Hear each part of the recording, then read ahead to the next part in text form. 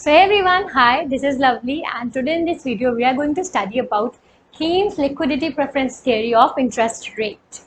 So as the name suggests कि इसमें हम ये पता करने वाले हैं what will be the factors that will determine the interest rate in the market. That is, this theory explains the determination of interest rate by the supply and demand of money. Money की supply और money की demand को use करके कैसे interest rate determine होता है वो इस पूरी थ्योरी में एक्सप्लेन्ड है। ठीक है, तो सबसे पहले कुछ बेसिक टर्म्स से हम लोग स्टार्ट करते हैं, which is the liquidity preference. अब लिक्विडिटी प्रेफरेंस का मतलब क्या होता है? लिक्विडिटी प्रेफरेंस मीन्स प्रेफरेंस और wish to hold liquid assets rather than long term interest bearing investments, यानी कि लिक्विड एसेट्स को होल्ड करने की चाहत rather than investing that money somewhere else। Liquidity का मतलब होता है कि कितने इजीली जो आपका एसेट है वो मनी के फॉर्म में कन्वर्ट हो जाता है। For example, money is the most liquid asset that you can have. आप उसे तुरंत कहीं ना कहीं यूज कर सकते हैं। वैसे ही जैसे कि आपके गूगल पे में कुछ अमाउंट ऑफ मनी रहता है, वो भी लिक्विड एसेट ही एक तरीके से, क्योंकि आप बहुत जल्दी इसको मनी में कन्वर्ट कर सकते हैं। लेकिन कुछ ऐसे मनी होते हैं जैसे कि मे बी गोल्ड, आपके घर में गोल्ड है, उसकी वैल्यू है, उसको आप बाजार में जाएंगे तो आपको उसके बदले मनी तो मिलेगा, but it is not very liquid, क्योंकि उसको मनी के फॉर्म में कन्वर्ट करने में काफी टाइम लगेगा। सो जो लिक्विडिटी होती है वो डिटरमिन करती है कि कितने इजीली वो एसेट हमारा मनी के फॉर्म में कन्वर्ट हो जा रहा है and we can use that. और लिक्विडिटी प्रेफरेंस करने का मतलब या लिक्विडिटी प्रेफरेंस का मतलब होता है कितना हम प्रिफर कर रहे हैं कि हमारे पास लिक्विड एसेट्स रहे, यानी कि मनी हमारे पास in the form of cash रहे। सो फिर से मैं रिपीट करती हूँ, इट इज द प्रेफरेंस और wish to hold liquid assets rather than long term interest bearing investments, यानी कि पैसे को कहीं और इन्वेस्ट करने की जगह जहां आपको लॉन्ग टर्म में रिटर्न मिल सकता है, आप क्या कर रहे हो, उसको अपने पास होल्ड कर रहे हो, उसको होल्ड करने की प्रेफरेंस शो कर रहे हो। इसे ही आपकी लिक्विडिटी प्रेफरेंस कहेंगे। ठीक है, तो लिक्विडिटी प्रेफरेंस आपको समझ में आ गया, that is good. Next thing is rate of interest. अब रेट ऑफ इंटरेस्ट क्या होता है? कितनी बार हमने सुना है, हम जब बैंक में जाते हैं लोन लेने के लिए तो बैंक हमें एक particular amount of rate of interest पे लोन देती है, या अगर आप बैंक में अमाउंट डिपॉजिट करने जाते हैं तो बैंक आपको क्या देती है, उस पर रेट ऑफ इंटरेस्ट देती है, ब्याज देती है। तो रेट ऑफ इंटरेस्ट होता क्या है, इतना हम सब जानते हैं, बट होता क्या है? तो कीन्स ने इसे ये कहा है कि rate of interest is nothing but the reward for parting with liquidity for the specific period. देखो, हम सभी को पैसा चाहता है, हमें पैसा पैसा चाहिए। अब जब वो पैसा हमारे पास है तब तक हम खुश हैं। कोई हमसे आकर कहता है कि वो पैसा उसे दे दें या वो पैसा हम अपने आप से दूर कर दें किसी भी वजह से, चाहे उसको इन्वेस्ट कर दें, किसी को उधार दे दें, ठीक है, तो वो जो हमें इतना प्यारा है पैसा, जब हम उसे कहीं और दे रहे हैं, किसी और जगह पर रख रहे हैं, उसके बदले कुछ तो मिलना चाहिए। जब आप अपनी किसी प्यारी चीज को कहीं देते हैं तो उसके बदले आपको कुछ ना कुछ तो मिलना चाहिए। तो वैसे ही रेट ऑफ इंटरेस्ट वो रिवॉर्ड होता है when we are parting our way, यानी हम खुद जब दूर हो रहे होते हैं अपने उस लिक्विड एसिड से, we are parting our ways with liquidity for the specific period. एक पर्टिकुलर पीरियड ऑफ टाइम के लिए हम जो है पैसे को अपने आप से दूर रख रहे हैं, तो हमें उसके बदले में ब्याज मिलना चाहिए, रेट ऑफ इंटरेस्ट मिलना चाहिए। तो यही रेट ऑफ इंटरेस्ट की अच्छी डेफिनेशन है, राइट? ऐसे हम कभी देखते नहीं ना रेट ऑफ इंटरेस्ट क्या है। तो what is rate of interest? Nothing but the reward that you get because right now आप उस पैसे को कहीं और दे दिए हैं, राइट?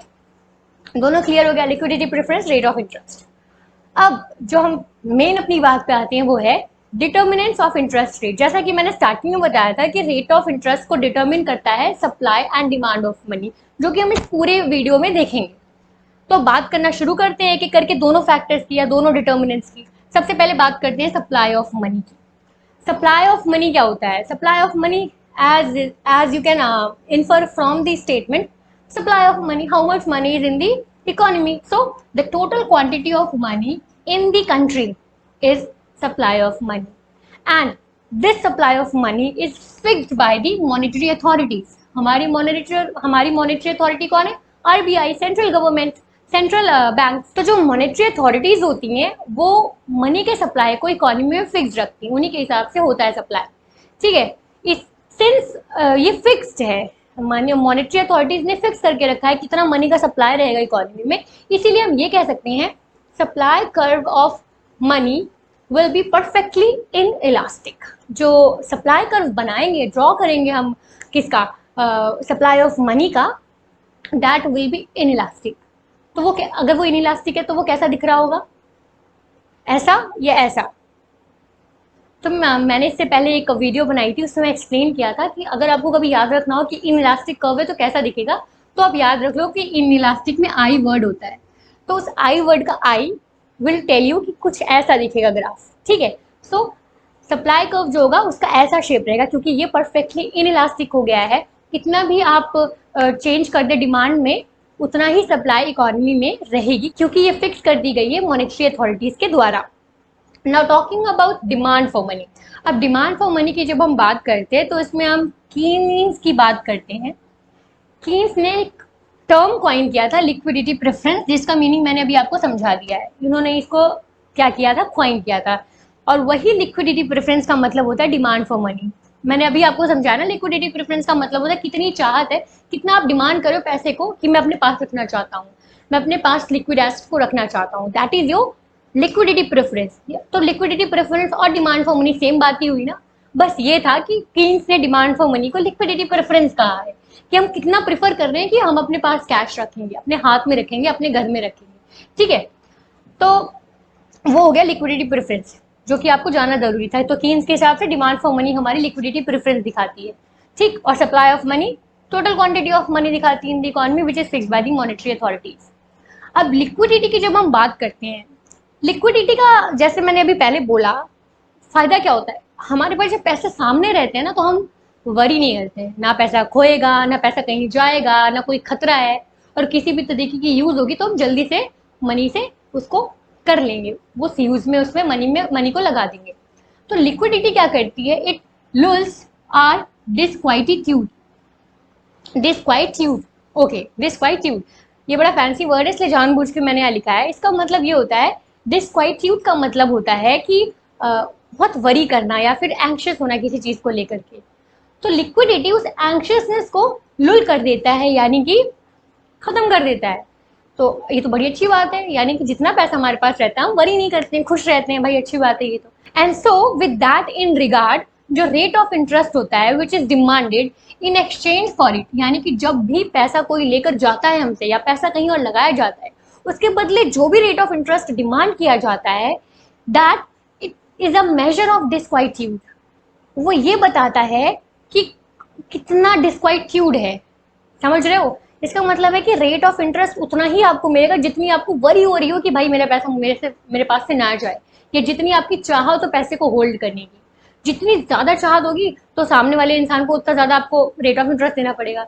जब आप चाहत ही नहीं रख रहे हो, when you are not preferring to keep liquid assets, so what will happen, तो इंसान जो है आपको आगे ले जाओ, भाई पैसे ले जाओ, मेरे पास बहुत है, ठीक है। सो rate of interest which is demanded in exchange for it मतलब फॉर द लिक्विडिटी। तो जो रेट ऑफ इंटरेस्ट लिक्विडिटी के लिए डिमांड किया जाता है वो ये बताता है कि कितना डिस्क्वाइट्यूड था, कितना वरी थी, या कितनी डिमांड थी उस पर्टिकुलर चीज के लिए, right. I hope that is clear.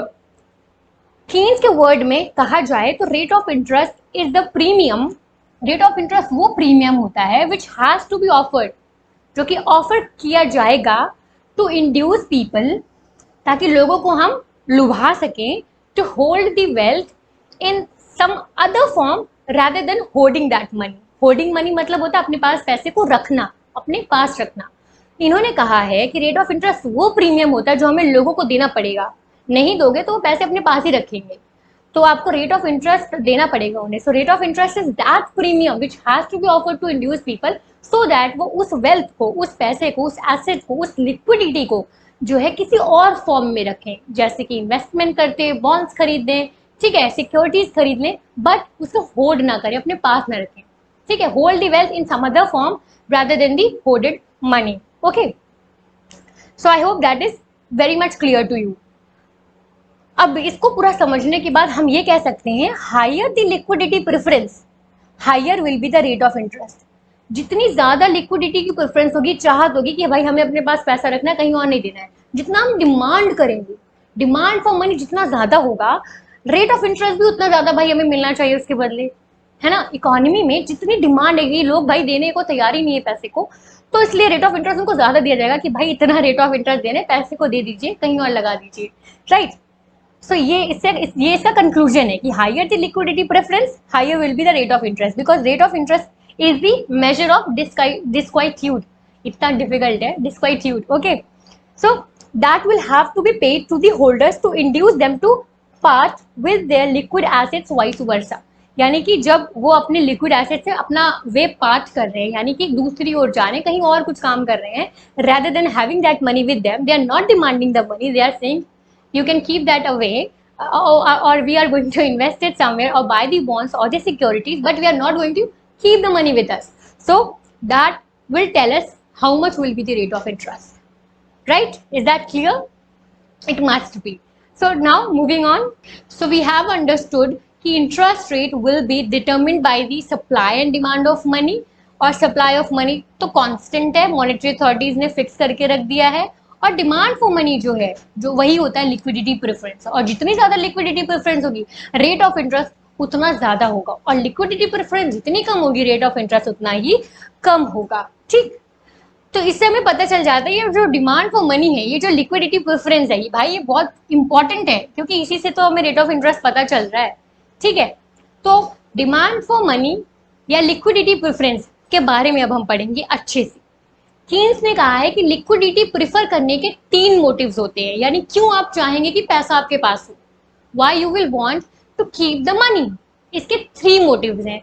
According to Keynes there are 3 motives behind the liquidity preference. अब हम देखते हैं वो तीनों मोटिव्स क्या है। So now basically what we have to see is that since Keynes explained us that rate of interest will be determined by the supply of money and the demand of money. Supply of money is fixed. Now we have to look upon the demand of money. Demand of money basically means preference of liquidity, that is liquidity preference. तो अब हम इस liquidity preference को या demand for money को ही अच्छे से detail में पढ़ेंगे, जो कि हमारे फोकस पे, जो कि हमारा फोकस जिस पे रहेगा। अब बात करते हैं कि कीन्स ने कहा है ये जो डिजायर होती है लोगों की to hold money, to hold cash और टू होल्ड लिक्विड कैश, ठीक है, which is basically the demand for money, it has 3 motives. 3 कारण हो सकते हैं जिनसे आप चाहेंगे कि आपके पास कैश हो या पैसा हो या आप मनी की डिमांड करेंगे। नंबर 1 है transaction motive, number 2 precautionary motive and number 3 speculative motive. Now transaction motive क्या होता है? ट्रांजैक्शन मोटिव नाम से आपको पता चल रहा होगा, जो भी ट्रांजैक्शन के लिए डे टू डे हमें करने होते हैं, उसके लिए जो हम पैसे रखते हैं अपने पास, मनी की डिमांड करते हैं कि भाई हमें 5,000 रुपये अपने पास रखने हैं क्योंकि हमें खर्च करने हैं, हमें कॉलेज की फीस देनी है मे बी, या हमें कुछ खरीदना है, अपनी रोज़ की रोज़ ग्रॉसरी करनी है, जो भी चीज़ें करनी है वो सब ट्रांजैक्शन मोटिव में आते हैं। So it is basically the need for cash या नीड फॉर या demand for money for the current transactions of personal and business exchange. ऐसा नहीं है कि सिर्फ इंडिविजुअल्स ही डिमांड करते हैं मनी की फॉर ट्रांजैक्शंस, जो बिजनेस पर्पस के लिए बिजनेसमैन होते हैं वो लोग भी अपने ट्रांजैक्शन करने के लिए अपने पास मनी की डिमांड करते हैं, लिक्विडिटी को प्रेफर करते हैं, ठीक है। अब ये जो ट्रांजैक्शन मोटिव होता है हमारा, ये बेसिकली कुछ फैक्टर्स पर डिपेंड करता है, जैसे level of income, employment and prices in the economy. अगर आपकी इकोनॉमी में ज़्यादा एम्प्लॉयमेंट है, ज़्यादा लेवल ऑफ इनकम है लोगों की, ठीक है, ऐसे में क्या होगा, लोगों के पास इनकम ज़्यादा है तो वो ज़्यादा पैसे अपने पास ट्रांजैक्शन करने के लिए लेंगे, लोग एसी फ्रिज ये सब खरीदते रहेंगे। और अगर आपकी इकोनॉमी पुअर है, लोगों के लेवल ऑफ इनकम, एम्प्लॉयमेंट कम है, तो लोग ऑब्वियसली कम पैसे रखेंगे ट्रांजैक्शन करने के लिए। तो बेसिकली ट्रांजैक्शन का जो अमाउंट है, ठीक है, वो जो कैश है आपका, इन फैक्टर्स पे डिपेंड करता है, ओके। बात करते हैं बिजनेस टर्नओवर की, कि बिजनेस में कैसा फायदा हो रहा है, उस हिसाब से भी ट्रांजैक्शन का अमाउंट जो बिजनेसमैन होते हैं अपने पास रखते होंगे। अगर बिजनेस में बहुत फायदा हो रहा है, बहुत ज़्यादा प्रॉफिट हो रहा है, तो जो हमारे बिजनेसमैन होंगे वो ज़्यादा से ज़्यादा डिमांड करेंगे कि ट्रांजैक्शन करने के लिए, क्योंकि उनके पास खर्चे बहुत ज़्यादा रहेंगे, है ना। जब आपकी बड़ी कंपनी होगी तो आपके पास खर्चे ज़्यादा होंगे करने को, तो आप क्या करोगे, जो ट्रांजैक्शन के लिए मनी रखोगे वो भी ज़्यादा रखोगे। तो demand for money for transaction motive will be more. ऐसे ही कम भी हो सकती है अगर आपका बिजनेस छोटा हो, ठीक। पॉसिबिलिटी ऑफ गेटिंग लोन, अगर आपको पता है कि बहुत ही पॉसिबिलिटी आपको बहुत इजीली लोन मिल जाएगा, क्रेडिट फैसिलिटी बहुत इजीली अवेलेबल है, ऐसे टाइम पे भी फिर आप अपने पास क्या बोलते हैं, ज़्यादा से ज़्यादा कैश को लेने की कोशिश करो, क्योंकि आप ज़्यादा से ज़्यादा लोन ले सकते हो और फिर उस लोन के उस अमाउंट को यूज़ करके आप जो भी काम करना चाहते हो वो करोगे, तो आप ज़्यादा पैसा अपने पास बैंक से निकाल करके लोगे, अगर आपको बहुत इजीली लोन मिल रहा है। या अगर नहीं मिल रहा है तो उसका उल्टा हो जाएगा। तो ये भी एक रीज़न हो सकता है, ट्रांजैक्शन मोटिव जिससे इन्फ्लुएंस होता है, मतलब ट्रांजैक्शन मोटिव से जो डिमांड फॉर मनी होती है वो इन्फ्लुएंस होती है। ठीक है। और भी रीजन है, जैसे कि normal period between the receipt and disbursement of income, यानी जो इनकम मिलती है चाहे इंडिविजुअल्स को या फिर बिजनेसमैन को, ठीक है, वो इनकम मिलने के बीच और वो इनकम के खर्च होने के बीच कितना टाइम पीरियड हो रहा है। क्या वो टाइम पीरियड बहुत ज़्यादा हो रहा है? अगर टाइम पीरियड बहुत ज़्यादा है तो आप हमेशा अपने पास कैश ज़्यादा रखोगी, है ना, आपको ज़रूरत पड़ेगी। अगर वो टाइम पीरियड कम है, जब आपको इनकम मिलती है और जब आप उस इनकम का डिसबर्समेंट करते हो, इसको यूज़ करते हो अलग अलग जगहों पे, अगर उसके बीच का जो टाइम है वो बहुत ज़्यादा है, इनकम आपको बहुत टाइम बाद मिल रही है, तब आप ज़्यादा पैसा रखोगे। और अगर वही कम है तो आप अपने पास कम पैसा रखोगे, कम डिमांड फॉर मनी रहेगी फॉर ट्रांजैक्शन मोटिव। समझ में आया? तो ये सारे रीजन से, ऐसे बहुत सारे रीजन और भी हो सकते हैं। नाउ नेक्स्ट मोटिव है हमारा precautionary motive. Precautionary motive as the name suggest कि हम प्रिकॉशंस के लिए कुछ अमाउंट ऑफ मनी डिमांड करते हैं अपने पास in the form of cash, ठीक है, लिक्विड में हम रखना चाहते हैं, क्योंकि वी नो कि लाइफ में कभी भी इतनी अनएक्सपेक्टेड चीज़ें होती रहती हैं, कुछ भी हो सकता है, मैं बीमार पड़ सकती हूँ, अनएक्सपेक्टेड एक्सीडेंट्स हो सकते हैं, या मुझे अचानक से पैसों की ज़रूरत पड़ सकती है, तो उसलिए भी हम पैसे की अपने पास रखते हैं। ठीक है। So for sudden expenditures and unforeseen opportunities of advantageous purchases, यानी ऐसा भी हो सकता है कि कुछ ऐसे एडवांटेजेस अपॉर्चुनिटी आपके लिए आ सकती है फ्यूचर में, जहां पर उस चीज को जब आप खरीदेंगे तो आपका प्रॉफिट हो सकता है। जैसे कि जब सेल लगती है ना, हमें पता है कि बिग बिलियन डेज आने वाले हैं फ्लिपकार्ट पे, तो हम लोग अपने पास पैसे रखते हैं कि जैसे ही सेल आएगी हम उसको यूज कर लेंगे उस पैसे का, और हमें फायदे का सौदा होगा। तो ऐसी चीजों के लिए भी हम कुछ ना कुछ कैश अपने पास रखते हैं या डिमांड फॉर मनी करते हैं। ठीक है। तो ऐसे एडवांटेजेस परचेजेस करने के लिए, चाहे वो इंडिविजुअल्स हो या वो बिजनेसमैन हो, सब के सब रखते हैं अपने पास। ठीक। बट ये सब अनफोर्सीन है, मतलब अभी आया नहीं हुआ है, आएगा, हो सकता है। So personal reasons can be कि इलनेस के लिए, एक्सीडेंट्स के लिए, अनएम्प्लॉयमेंट के लिए। जब आप अनएम्प्लॉयड रहते हो तो भी तो आप अपने पास पैसे रखते हो, क्यों? क्योंकि फ्यूचर में कुछ भी हो सकता है। या फिर अनफेवरेबल कंडीशंस है और गेन फ्रॉम अनएक्सपेक्टेड डील्स, यानी कि बिजनेस वाले जो लोग हैं उनके लिए अनएक्सपेक्टेड डील्स हो सकती है फ्यूचर में। उन्हें पता है कि इस पर्टिकुलर चीज का सेक्टर बूम कर रहा है, तो maybe we can go and invest there, और हमें फायदा हो सकता है, इसलिए पैसे अभी अपने पास रखो, कहीं और इसको भी मत लगाओ। So they keep the money with them. So it is also a demand for money और demand for cash in the hands.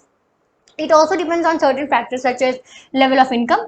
अब आप खुद से डिसाइफर कर सकते हो, लेवल ऑफ इनकम ज्यादा होगी तो ऑब्वियसली आपके बड़े बड़े वेंचर्स होंगे, और आपके जो प्रिकॉशंस होंगे वो भी बड़े बड़े होंगे। जिनके पास ज्यादा पैसा है वो लोग अपनी गाड़ी का इंश्योरेंस करवा के रखते हैं, अपनी हेल्थ का इंश्योरेंस करवा के रखते हैं, अपने घर का इंश्योरेंस करवा के, हर चीज का इंश्योरेंस करवा के रखेंगे। तो आप खर्च ज्यादा कर रहे हो ना, प्रिकॉशंस ले रहे हो, क्यों? क्योंकि आपके लेवल ऑफ इनकम ज्यादा है। सिमिलरली वाइस वर्सा, उल्टा भी वैसा ही होता है। आपकी बिजनेस एक्टिविटी कैसे, उस हिसाब से भी कितना अमाउंट ऑफ मनी आप डिमांड करोगे फॉर प्रिकॉशनरी मोटिव, वो भी इफेक्ट होता है। Opportunities for unexpected profit deals, कितनी अपॉर्चुनिटीज हैं आपकी इकोनॉमी में कि आपको अनएक्सपेक्टेड प्रॉफिट डील्स हो सकता है। अगर बिल्कुल नहीं है तो आप ऑब्वियसली कम पैसे रखोगे, क्योंकि चांसेस ही नहीं है, और अगर है तो ज्यादा रखोगे। ठीक है। फॉर प्रिकॉशनरी मोटिव, यहाँ पे हम बात कर रहे हैं कि amount of money which is demanded, या demand of money for transaction motive, वो हमने देख लिया। और फिर हम कह रहे हैं demand for money for the precautionary motive. ठीक है। तो वो प्रिकॉशनरी मोटिव को हम डिस्कस कर रहे हैं। Availability of cash etcetera, cash available कितना है आपके पास, उस हिसाब से भी आप प्रिकॉशंस देंगे। ज़्यादा कैश है तो अब ज़्यादा पैसा रखेंगे प्रिकॉशनरी मेजर्स के लिए, नहीं है तो शायद नहीं रखेंगे, थोड़ा रिस्क ले लेंगे लाइफ में, है ना। सो अब ट्रांजैक्शन मोटिव और प्रिकॉशनरी मोटिव कवर हो गया। इन दोनों में एक कॉमनैलिटी ये है कि कीन्स कहते हैं कि जो ट्रांजैक्शन मोटिव होता है और जो प्रिकॉशनरी मोटिव होता है, इसके थ्रू जो हम डिमांड फॉर मनी करते हैं, डिमांड फॉर लिक्विड कैश करते हैं, that is relatively interest in elastic. उस पर इंटरेस्ट से कोई फर्क नहीं पड़ता है, क्यों? क्योंकि ऑब्वियसली आपको ट्रांजैक्शन करने, आप उससे इंटरेस्ट को क्या देख रहे हो, तो इंटरेस्ट से उसका कुछ, इंटरेस्ट में चेंज होने के कारण इसमें कुछ चेंजेस खास नहीं होंगे, ना ही प्रिकॉशनरी मोटिव्स में कुछ चेंजेस होंगे इंटरेस्ट रेट में, जो भी आपकी इकोनॉमी में एग्जिस्ट कर रहा है। So they are relatively interest inelastic. Interest inelastic होने का मतलब होता है कि इंटरेस्ट में चेंजेस होने के कारण, इंटरेस्ट रेट में चेंजेस होने के कारण इनमें कुछ खास चेंज नहीं होता है। वहीं पर they are highly income elastic. ये दोनों फैक्टर्स इनकम पे बहुत डिपेंड करते हैं। इनकम अगर आपकी ज्यादा होगी तो ज्यादा ट्रांजैक्शन मोटिव के लिए आप पैसे डिमांड करोगे, और ज्यादा प्रिकॉशनरी मोटिव के लिए आप पैसों की डिमांड्स करोगे कैश में। ठीक है। सो इनकम इलास्टिक है, इनकम में चेंजेस होने के कारण इन पर बहुत फर्क पड़ने वाला है। और हाईली इनकम इलास्टिक है, जो कि मैं अभी जब आपको एग्जांपल्स दे रही थी कि लेवल ऑफ इनकम पे डिपेंड करते हैं, उनमें मैंने आपको पहले ही बता दिया था। The conclusion is basically that both of them, transaction motive और प्रिकॉशनरी मोटिव, ठीक है, ये both are increasing function of income, यानी कि इनकम में बढ़ने के कारण ये दोनों ही बढ़ेंगे। जब भी कोई इंक्रीजिंग फंक्शन होता है किसी चीज का, तो उसका मतलब होता है कि जो पहला वाला फैक्टर है जब वो बढ़ेगा तो दूसरा भी उसके साथ बढ़ेगा। अगर डिक्रीजिंग फंक्शन होता तो यानी कि जब पहला फैक्टर बढ़ा तो दूसरा घटेगा। लेकिन यहाँ पे लिखा हुआ है कि both are increasing function of income. कौन? Demand for the money for transaction motive and demand for the money for the precautionary motive, ये दोनों ही इनकम के इंक्रीजिंग फंक्शंस हैं। यानी जैसे ही हमारी इनकम बढ़ेगी दोनों की दोनों बढ़ जाएंगी। बहुत ही कॉमन सी बात है, मैंने समझाया ही आपको कैसे इनकम ज्यादा होगी, ट्रांजैक्शंस के लिए भी आप ज्यादा पैसे रखोगे और प्रिकॉशंस के लिए भी आप ज्यादा पैसे रखोगे, क्योंकि भाई आप अमीर हो चुके हो, ठीक है। तो अब एक रिप्रेजेंटेशन है कि हम मान लेते हैं ट्रांजैक्शन मोटिव के लिए जो हम मनी डिमांड कर रहे हैं इन द लिक्विड फॉर्म, और प्रिकॉशनरी मोटिव के लिए जो हम मनी डिमांड करें इन द लिक्विड फॉर्म, इन दोनों को मिला करके हम M1 से रिप्रेजेंट कर देते हैं। M1, ठीक है। So M1 represent the amount of money demanded, ठीक है, for the transaction motive and the precautionary motive, दोनों को मिला करके M1 से हम डिनोट कर रहे हैं। It will be equal to the function of income. L1 यहाँ पे फंक्शन को रिप्रेजेंट कर रहा है, so M1 will be equal to function of income. Income is Y, हम Y से इनकम को डिनोट करते हैं। और M1 क्या डिनोट कर रहे हैं, वही मैंने आपको बताया, amount of money which is held under both the motives. इन दोनों मोटिव्स के अंडर में जो हम अमाउंट ऑफ मनी हेल्ड करने वाले हैं, अपने पास डिमांड करने वाले हैं, उसको ही हम M1 से रिप्रेजेंट कर रहे हैं। तो ये आपको एक क्वेश्चन समझ में, M1 is the function of Y, that is income obviously. और कैसा फंक्शन है? इंक्रीजिंग फंक्शन है। So this is clear. Now ये दोनों मोटिव क्लियर हो गए। अब मैं आपको बता दूं कि ये जो दोनों मोटिव्स हैं ये कुछ इतने भी ज्यादा स्पेशल नहीं है, ठीक है। केन्स ने बेसिकली हमें समझाया है कि जब भी हमें पैसे की जरूरत होती है कैश में, तो या तो इसके लिए होगी, या तो इसके लिए होगी, या तो उसके लिए होगी। तो ये दोनों तो हम समझ गए अच्छे से। अब जो केन्स का फेवरेट पार्ट है, जो कि है स्पेक्युलेटिव मोटिव, उसको हम पढ़ते हैं।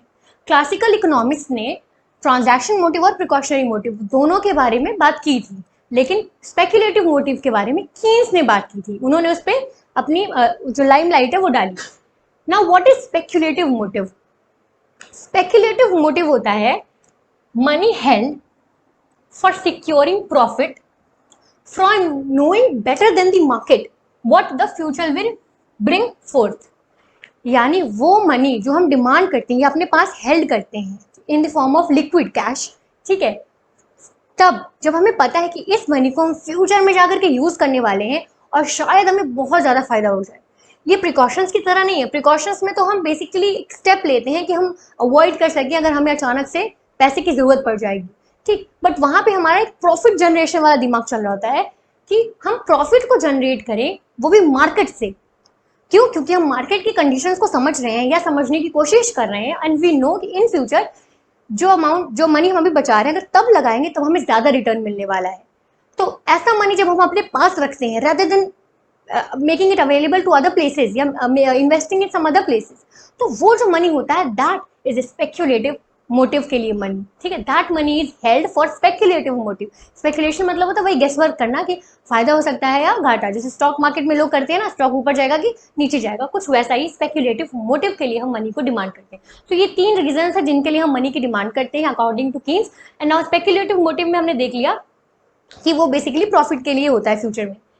जो इंडिविजुअल्स होते हैं और जो बिजनेसमैन होते हैं, ठीक है, after keeping enough of transaction and precautions likes to gain by investing in bonds. यानी कि जो इंडिविजुअल्स और बिजनेसमैन होते हैं, पहले वो इनफ अमाउंट ऑफ मनी अपने पास रख लेते हैं फॉर ट्रांजैक्शन, जरूरी है, प्रिकॉशंस जरूरी है। अब जब उनके पास पैसा है तो they are like now let's gain by investing in bonds.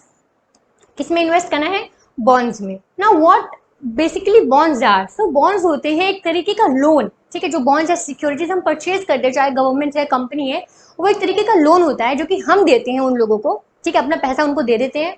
और जब हम उस पैसे को उनको दे देंगे, पैसा हम दे रहे हैं, ठीक है, हम इन्वेस्टर हो गए, हम पैसे उनको दे देंगे, और जो हमसे बोरो कर रहा है पैसे, जो कि यहाँ पे मे बी गवर्नमेंट है, वो जो बोरो करेगी उस मनी का कहीं ना कहीं यूज करेगी, कहीं ना कहीं इन्वेस्ट करेगी, और जहां पर उसको जो भी प्रॉफिट जनरेट हो रहा होगा उस हिसाब से वो हमें इंटरेस्ट पे करती रहेगी।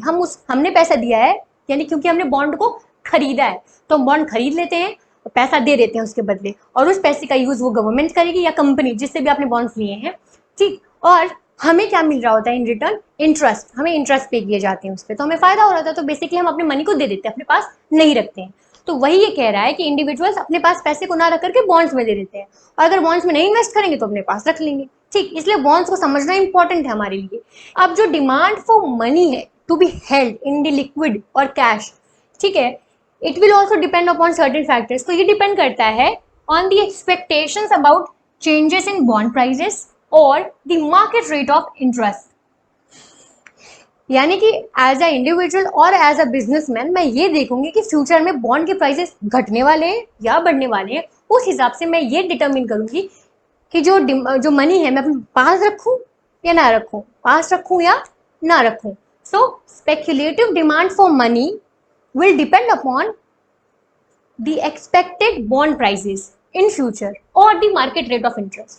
वो दोनों एक तरीके से सेम बात है, क्योंकि जैसे आपको बॉन्ड प्राइसेस पता चलते हैं वैसे ही मार्केट रेट ऑफ इंटरेस्ट पता चलते हैं। Why? Because prices of bonds has an inverse relation with the rate of interest. Prices of bond has inverse relationship between with the rate of interest. वो कैसे है अभी हम उसको अच्छे से देखेंगे, बट होते हैं।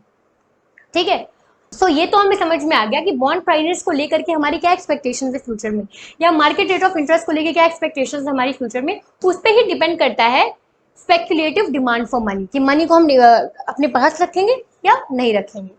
आई hope this all these three motives are clear to you. और स्पेक्युलेटिव मोटिव में हमारा स्पेशल फोकस है, क्योंकि ये दोनों तो क्या है, इंटरेस्ट इन इलास्टिक है, और हमारी थ्योरी क्या है, liquidity preference theory of interest rate है ना। तो अब हमें इंटरेस्ट रेट को डिटरमिन करना है। तो बेसिकली इन दोनों का फिर तो कुछ खास काम नहीं हुआ, बट हाँ आपको पता होना चाहिए कि इसके लिए भी हम डिमांड करते हैं मनी की। ठीक, और इसके लिए भी करते हैं demand for money for speculative purposes, जो कि अब हम आगे और डिटेल में देखने जा रहे हैं। और हाँ, एक बात मैं आपको बताना भूल गई, जो कि मैंने यहाँ बहुत छोटा छोटा लिखा था इसलिए मुझसे मिस हो गया। जब हम ट्रांजैक्शन मोटिव की बात करते हैं तब हम मनी को as a medium of exchange मानते हैं, कि मनी की जो वैल्यू है एक तरीके से मीडियम ऑफ एक्सचेंज के लिए, मतलब हम डे टू डे एक्सचेंज के लिए यूज कर रहे हैं। प्रिकॉशनरी मोटिव्स में हम मनी को मीडियम ऑफ एक्सचेंज की तरह भी मानते हैं और स्टोर ऑफ वैल्यू की तरह भी मानते हैं। स्टोर ऑफ वैल्यू मतलब कि we are keeping it because it contains value, अब बाद में हम उसका यूज कर सकते हैं। मनी की वैल्यू होती है जब आप अपने पास उसको रखते हो, तो as a store of value भी रख रहे हैं और उसको एक्सचेंज का तरह भी रख रहे हैं। क्यों? जब जरूरत पड़ेगी प्रिकॉशंस में तो एक्सचेंज भी तो कर लेंगे ना मनी को। तो दोनों यहाँ पे जो उसके फीचर्स हैं मनी के, यहाँ पे उसको यूज में लाया जा रहा है। वहीं पर स्पेक्युलेटिव मोटिव बेसिकली ट्रीट करता है मनी को as store of value only, कि मनी को अपने पास रखना है। क्यों? क्योंकि मनी की वैल्यू है और फ्यूचर में हम उसको सही जगह लगाएंगे बॉन्ड के प्राइसेस को देख के या मार्केट रेट ऑफ इंटरेस्ट को देख करके। Right, now let's move forward. तो अब हम पढ़ेंगे स्पेक्युलेटिव डिमांड फॉर मनी को in detail, as well as we will also see how rate of interest is determined by the supply of money and the demand for money, which is the liquidity preference। लेकिन ये सब हम पढ़ेंगे part 2 में, क्योंकि video थोड़ी लेंदी हो गई है। सो मेक श्योर आप पार्ट 2 को देखें, क्योंकि पूरी थ्योरी उसी में ही कंप्लीट होगी। और बाद में एक और पार्ट बनेगा जिसमें मैं इस थ्योरी के क्रिटिसिज्म्स को भी डिस्कस करूंगी in a separate video. Right, so make sure you watch all the parts. Till then, take care. I'll see you in the next video. Bye bye.